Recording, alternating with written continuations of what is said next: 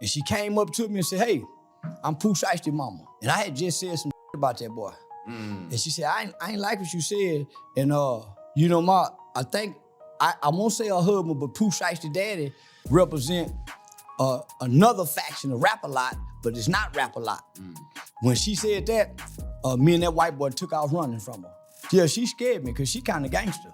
And I ain't said nothing about it since. Charleston White just ran into Pooh Shiesty's parents, the most dangerous OGs from Memphis. And you won't believe what happened to CW when these certified gangsters stepped to him about disrespecting their son. Behind Charleston's loud mouth and internet antics, he was running his mouth about a young man whose bloodline runs deeper in these Memphis streets than most people could ever imagine. The shocking truth about what went down when real street royalty confronted this internet personality is wilder than anything you've seen on social media. And we got the receipts to prove it. Now, before we get into this wild confrontation, let me keep it 100 with y'all. Charleston White been running his mouth about Poo Shiesty ever since homie got locked up, talking reckless about how prison was gonna humble him and how the white man was gonna teach him lessons. This internet personality was doing his usual routine, talking crazy on live streams, getting views off other people's pain, when he found himself face to face with people who don't play games when it comes to family disrespect. Now, hold up before y'all start thinking this was just some regular internet beef or clout-chasing drama. Charleston had no idea he was about to meet the woman who raised one of Memphis's most authentic street rappers and the man who was once considered one of the city's most respected kingpins. These ain't your average parents showing up to a PTA meeting. These are certified street legends who built their reputation through decades of surviving in one of America's most dangerous cities. But here's where it gets real spicy, and why this confrontation was inevitable from the moment Charleston decided to make Poo Shiesty's incarceration his content. So, check it. Let's talk about who Poo Shiesty's mama really is, because this ain't no regular suburban mom we dealing with here. This woman is a certified gangster in her own right, and her story is just as wild as any Netflix series you've ever watched. Poo Shiesty's mother grew up in the same unforgiving streets of South Memphis that produced legends like Yo Gotti and Young Dolph. But unlike a lot of women who get caught up in their man's business, she was already connected to the streets before she ever met Mob Boss. She understood the rules of the game, the risks that came with the lifestyle, and most importantly, she knew how to survive in an environment where showing weakness could get you and your family eliminated. And when she linked up with Mob Boss, it wasn't some fairy tale romance. This was two soldiers building an empire in a war zone. Their relationship was tested by federal investigations, rival crews trying to move in on their territory, and the constant stress of knowing that every day could be their last. But what made their bond special was their shared vision for their family. They both understood that the streets were a means to an end, not the end itself. Real talk, when Mob Boss was facing federal time, she made sure the family stayed together. She managed the money, maintained relationships with key players in their organization, and kept their reputation intact while he was fighting his case. This required a level of street intelligence and political skill that most people never develop. She had to make decisions that could have life or death consequences, authorize actions that most people would never have to face. The respect she commanded in Memphis was earned through years of proving herself in situations where one wrong move could have gotten her and her family killed. She navigated federal investigations, rival crews, and internal betrayals while keeping her family intact and their organization profitable. This woman wasn't just some innocent bystander caught up in her man's business. She was a key player who understood every aspect of their operation. Her influence on Poo Shiesty can't be understated either. While Mob Boss taught him about the business side of the streets, his mother taught him about survival, about loyalty, about never showing weakness even when the world is trying to break you down. She also understood the importance of education and legitimate opportunities, making sure Pooh stayed in school even while managing a criminal organization. But yo, this is where the story gets deeper than just street credentials. See, when Charleston White started disrespecting her son publicly, celebrating his incarceration like it was entertainment, he had no idea he was talking about the child of someone who had survived things that would break most people. This woman had watched the federal government try to destroy her family, had seen rivals attempt to eliminate her loved ones, and had never backed down from a fight in her life. The real kicker though, let's talk about Poo Shiesty's father, Lantrell Williams Sr., better known in Memphis as Mob Boss. This man wasn't just playing gangster for the cameras like these internet personalities. Mob Boss was certified in these streets, and his operation was so sophisticated that it took federal agents months of surveillance to even begin understanding how deep his network ran. Real talk, the nickname Mob Boss wasn't just clever marketing. It was earned through years of moving serious weight and commanding respect across Memphis. He had connections that reached from the Mississippi Delta to the Arkansas border, using the I-55 interstate as his personal highway for distribution. His network included truck drivers who could move product across state lines, corrupt officials who could provide advanced warning of law enforcement activity, and street soldiers who were willing to die for the organization. But here's what made Mob Boss different from your average street dealer. He understood that the biggest mistake most dealers make is getting high on their own supply, both literally and figuratively. While other crews were flashy with their money and violent with their enemies, Mob Boss operated more like a CEO than a street thug. He invested in real estate, using properties across South Memphis as stash houses and meeting spots. He had legitimate businesses that could explain his income and provide employment for his crew. Most importantly, he understood that the key to avoiding law enforcement was staying below their radar while still generating serious revenue. That's why he founded Mob Ties Records, his own independent label that gave him a reason to travel, a way to explain large cash transactions, and most importantly, a path to respect that didn't require constant violence. But here's where it gets interesting. In 2007, Memphis police had been watching one of Mob Boss's operations for over a month. They set up surveillance on an apartment at 784 Porter Street that looked abandoned from the outside but was actually a fully functioning trap house. The location was strategically chosen.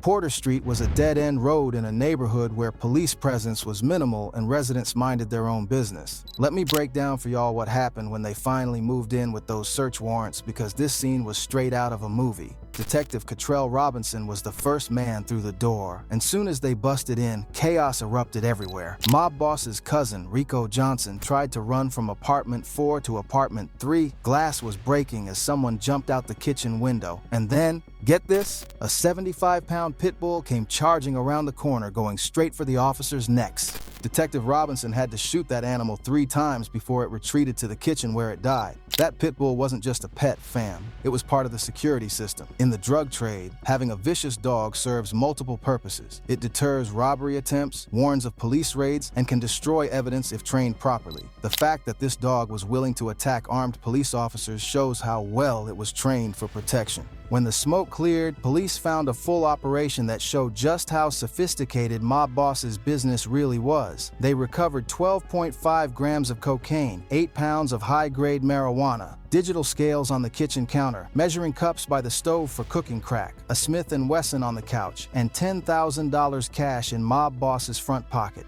Now this is where we got to address the most serious allegations against Mob Boss, because this case shows just how deep his street credentials really run. Back in 2004, he got caught up in one of Memphis's most shocking murder cases involving a 24-year-old radio DJ named Rebecca Glenn. Rebecca was found strangled to death in her apartment by a dude named Stanley Andrews. But according to police reports, Mob Boss was charged as an accessory after the fact to first-degree murder. Here's where it gets real twisted. Word on the streets was that Rebecca had been playing Yo Gotti's music on the radio, but refusing to give Mob Boss or his Mob Ties artists any airtime. In the Memphis music scene, radio play was everything, fam. It was the difference between being a local hustler who rapped and being a legitimate artist who could make real money from music. Some say Mob Boss put a hit out on the DJ for the disrespect, though this was never proven in court. But the allegations alone show the level of power and influence he had in the city. What we do know for certain is that after Rebecca's murder, Mob Boss and a woman named Marquita Thomas were caught using the victim's credit cards and helping to sell her stolen possessions. That's some cold behavior right there, using a dead woman's credit cards like that. The case sent shockwaves through Memphis because it highlighted the dangerous intersection between the city's music scene and its criminal underworld. The investigation revealed some disturbing details about how the murder went down. Stanley Andrews had slipped past building security guards and was wandering the halls, knocking on random doors. When Rebecca opened her door to see who was there, Andrews forced his way inside, wrapped his hands around her neck, and strangled her to death before robbing her apartment. Stanley Andrews' own sister couldn't believe what her brother had done, telling Action News 5 that he called her from jail saying Rebecca went off on him for knocking on her door, so he just snapped. But Andrews showed no remorse, acting like someone who knew exactly what he was doing. His sister said she was shocked because he didn't act like someone who had just snapped and killed a random woman. He showed no remorse at all. The case also revealed how radio DJs had real power in determining which artists got exposure, and that power made them targets for anyone who felt disrespected or ignored. Mob Boss caught accessory charges and first-degree forgery, but he managed to beat the worst of it with just a year of supervised probation. That light sentence should have been a wake-up call, but for a man like Mob Boss, the streets were calling too loud to ignore. Let that sink in for a minute. This was the level of violence and criminal activity that Poo Shiesty grew up around. So now let's talk about what Charleston White said that got these Memphis OGs so heated, because his comments weren't just disrespectful. They were straight up celebrating a young black man's downfall.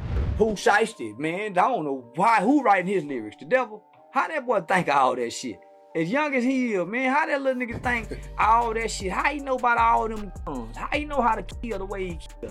After Poo Shiesty got sentenced to 63 months in federal prison, Charleston went on his live streams laughing at the young man's situation like it was comedy. Charleston was basically saying that before Pooh went to prison, he was outside crashing out, shooting up clubs, and shooting people like it was nothing, basically playing GTA in real life. He was talking about how Pooh would now be forced to follow the rules, couldn't crash out anymore, and was laughing about how the white man was gonna teach him a lesson. In one of his most disrespectful rants, Charleston said that white man don't play, and he got that boy on what they call a probated sentence called probation. Get him, they call a PO. Them POs make them walk a straight line. And they gave that boy Poo Shiesty. He gonna be tight open like a we ain't gonna have no problems out of Pooh.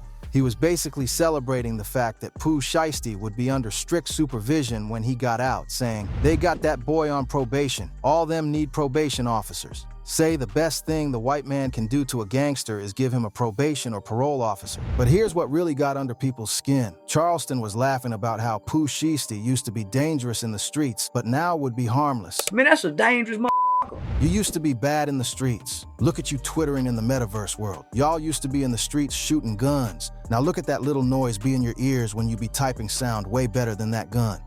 For people who know the culture, that type of disrespect towards someone's child, especially when that child comes from a family with serious street credentials, is asking for problems. Charleston was essentially mocking a young man's incarceration and celebrating the fact that he would be under government control when he got out. The most disrespectful part was how Charleston was acting like he knew what was best for Poo Shiesty's life, talking about how prison was going to fix him and make him a better person. That's some real condescending behavior right there, especially coming from someone who never lived the life he was criticizing. The real tea that got everybody shook happened when Poo Shiesty's parents finally had enough of Charleston's disrespectful commentary. These weren't internet personalities looking for clout or trying to go viral. These were real street veterans who had survived decades in Memphis's most dangerous environment. When they stepped to Charleston, it wasn't with cameras rolling or social media posts. This was that old school, face-to-face type of confrontation where real issues get addressed by real people. No Twitter fingers, no Instagram live drama, just direct communication about crossing lines that shouldn't be crossed. Charleston quickly realized he wasn't dealing with some random internet trolls or clout-chasing influencers trying to get their 15 minutes of fame. He was face-to-face with people who had lived the life he only talks about online.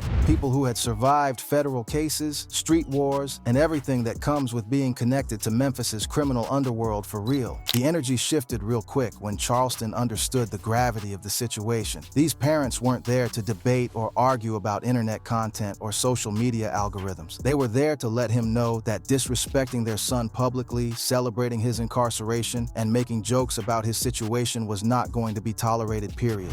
And she came up to me and said, hey, I'm Poo Shiesty mama. And I had just said some about that boy. And she said, I ain't like what you said. And you know, I think, I won't say her husband, but Poo Shiesty daddy represent another faction of Rap-A-Lot, but it's not Rap-A-Lot. When she said that, me and that white boy took off running from her. Yeah, she scared me because she kind of gangster. And I ain't said nothing about it since. You could see in Charleston's body language that he immediately understood he had crossed a line he shouldn't have crossed. The man who had been laughing and joking about Poo Shiesty's federal case suddenly became much more respectful when faced with the young man's actual family members. After the confrontation, Charleston's whole tone changed completely. The man who had been making content off of Poo Shiesty's pain suddenly became apologetic and promised them that he would never mention Pooh's name again in his content. Yeah, but I like that. I ain't bullshit. I like that. What do you like? That's some real humbling right there. Going from talking reckless on live streams to promising someone's parents you'll never mention their child's name again. The confrontation also showed the difference between internet tough talk and real street politics. Charleston built his whole brand on criticizing street culture and talking down to young black men who come from that environment. But when faced with real representatives of that culture, people who had actually lived through the experiences he only talks about, his energy changed completely. At the end of the day, this situation isn't just about Charleston White running his mouth or Pooh Shiesty's parents defending their son. This is about respect, family loyalty, and understanding that some lines shouldn't be crossed, no matter how many views or clicks you might get. Charleston learned a valuable lesson about the difference between internet performance and real-world consequences. When you're dealing with people who have genuine street credentials, your online persona doesn't protect you from accountability. The same energy you put out into the universe has a way of coming back to you, especially when you're disrespecting people's families. For Poo Shiesty's parents, this was about protecting their family's name and making sure their son's reputation wasn't being disrespected while he couldn't defend himself. In their world, allowing someone to talk reckless about your family without consequences is seen as weakness, and weakness can be deadly in the environment they come from. The confrontation also highlighted the generational aspect of street politics.